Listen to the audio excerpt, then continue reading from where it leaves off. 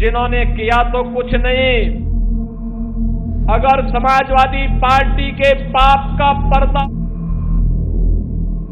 चाचा भतीजे की जोड़ी निकल पड़ती थी वसूली के लिए। यूपी का चुनाव अभी दूर है, लेकिन राजनीतिक लड़ाई अपने सबसे निर्णायक मैदान में पहुंच चुकी है।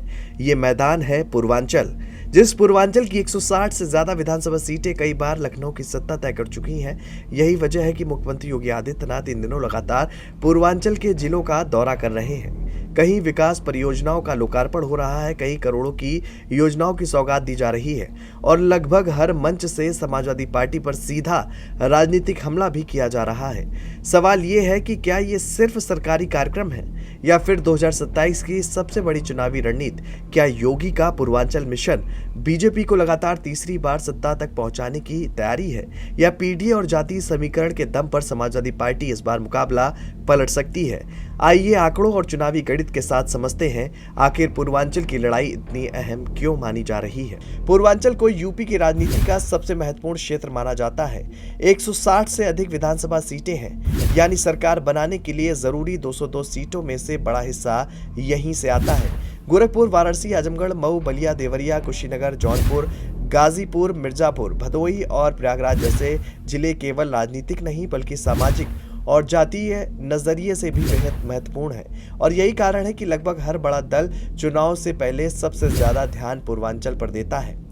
मुख्यमंत्री योगी आदित्यनाथ इन दिनों लगातार पूर्वांचल के जिलों का दौरा कर रहे हैं। सरकारी कार्यक्रमों के साथ साथ वो पार्टी संगठन को भी सक्रिय करने में जुटे हैं। हर मंच से योगी कानून व्यवस्था, माफिया पर कार्रवाई, एक्सप्रेसवे, मेडिकल कॉलेज, निवेश और रोजगार जैसे मुद्दों को प्रमुखता से उठा रहे हैं। साथ ही समाजवादी पार्टी पर हमला बोलते हुए वो बार बार कानून व्यवस्था, परिवारवाद और तुष्टीकरण की राजनीति का भी मुद्दा उठा रहे हैं। बीजेपी की रणनीति साफ दिखाई देती है, सरकारी उपलब्धियों और राजनीतिक संदेश दोनों को एक साथ जनता तक पहुंचाना। दूसरी तरफ समाजवादी पार्टी भी पूर्वांचल को अपनी सबसे बड़ी राजनीतिक उम्मीद मान रही है। अखिलेश यादव लगातार पीडीए यानी कि पिछड़ा, दलित और अल्पसंख्यक सामाजिक गठजोड़ को मजबूत करने में लगे हैं। पार्टी युवाओं, किसानों, बेरोजगारी, शिक्षा और महंगाई जैसे मुद्दों को प्रमुखता से उठा रही है। सपा का मानना है कि यदि सामाजिक समीकरण उसके पक्ष में मजबूत हुआ तो पूर्वांचल में भाजपा को कड़ी चुनौती दी जा सकती है। पूर्वांचल का चुनाव केवल दो दलों की लड़ाई नहीं होता। यहाँ राजभर, निषाद, कुर्मी, यादव, ब्राह्मण, दलित और मुस्लिम मतदाता कई सीटों पर जीत हार तय करते हैं। बीजेपी अपने सहयोगी दलों और हिंदुत्व के मुद्दे के साथ सामाजिक संतुलन बनाने की कोशिश कर रही है।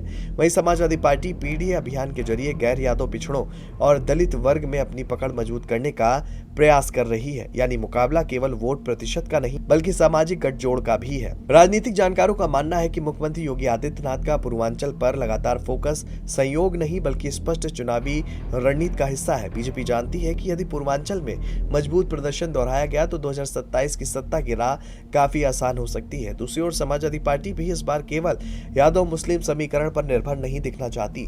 पीडीए अभियान के जरिए पार्टी पिछड़े, दलित और वंचित वर्गों में अपना आधार बढ़ाने का प्रयास कर रही है और यही रणनीति प्रभावी रही तो कई सीटों पर मुकाबला पहले से ज्यादा कड़ा हो सकता है। यानी 2027 की लड़ाई का सबसे बड़ा मैदान फिलहाल पूर्वांचल बन चुका है।